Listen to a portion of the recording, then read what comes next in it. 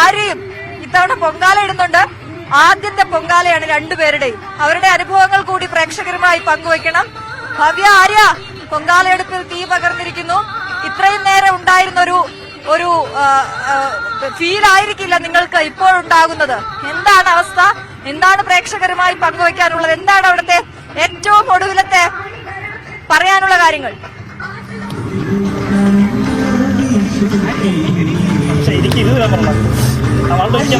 ഞങ്ങൾ അതേ പൊങ്കാല അടുപ്പിലേക്ക് തീ പകർന്ന് വെള്ളം ഇറക്കിയാണ്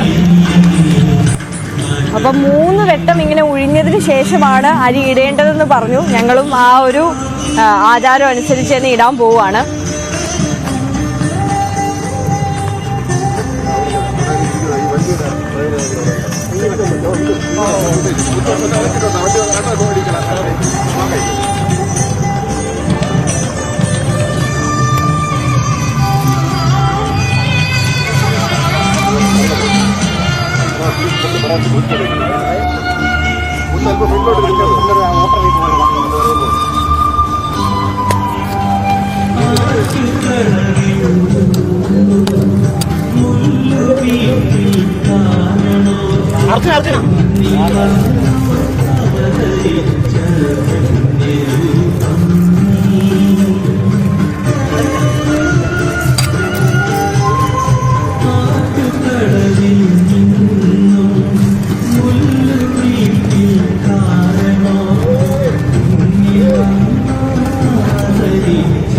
അങ്ങനെ ഞങ്ങളും ഞങ്ങളുടെ കലങ്ങളിലേക്ക് അരി ഇട്ടിരിക്കുകയാണ്.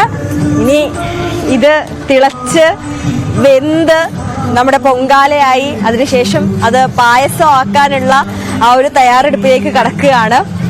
എന്തായാലും ഞങ്ങളുടെ രണ്ടുപേരുടെയും ആദ്യത്തെ പൊങ്കാല അനുഭവമാണ്.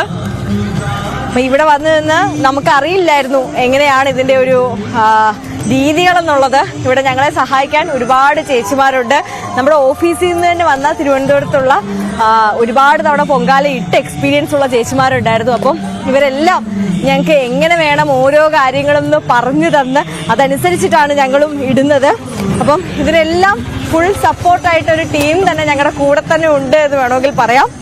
അപ്പം അങ്ങനെ ഞങ്ങളും ആറ്റുകാൽ പൊങ്കാലയുടെ ആദ്യത്തെ പൊങ്കാല ഞാനും ഭവ്യയും ഇവിടെ സമർപ്പിച്ചിരിക്കുകയാണ്. എന്തായാലും അശ്വതി ഞങ്ങളോട് ചോദിച്ചിരുന്നു എക്സ്പീരിയൻസ് എങ്ങനെ ഉണ്ട് എന്നുള്ളത്. ഒരു വല്ലാത്തൊരു അനുഭവം തന്നെയാണ് കേട്ടോ. ഇവിടെ ഇത്രയും നമ്മൾ ഇവിടെ വന്ന് ഇടുമ്പോൾ നമ്മൾ നേരത്തെ റിപ്പോർട്ട് ചെയ്ത സമയത്ത് ഒരുപാട് ചൂടും എങ്ങനെ ഈ ചെരുപ്പില്ലാതെ ഈ ടാറിട്ട റോഡിൽ നിൽക്കും എന്നൊക്കെയുള്ള ഒരു ചോദ്യം നമ്മളും ചോദിച്ചുകൊണ്ടാണ് നടന്നത്. പക്ഷേ ഇവിടെ ഈ പൊങ്കാല ഇടാൻ വേണ്ടിയിട്ട് വന്നിരിക്കുമ്പോൾ നമ്മൾ ഈ ബാക്കിയുള്ള കാര്യങ്ങളൊന്നും ഇത്തരത്തിൽ ബാഹ്യമായ കാര്യങ്ങളിലേക്കൊന്നും ശ്രദ്ധ പോവില്ല എന്നുള്ളതാണ് പ്രധാനപ്പെട്ട കാര്യം.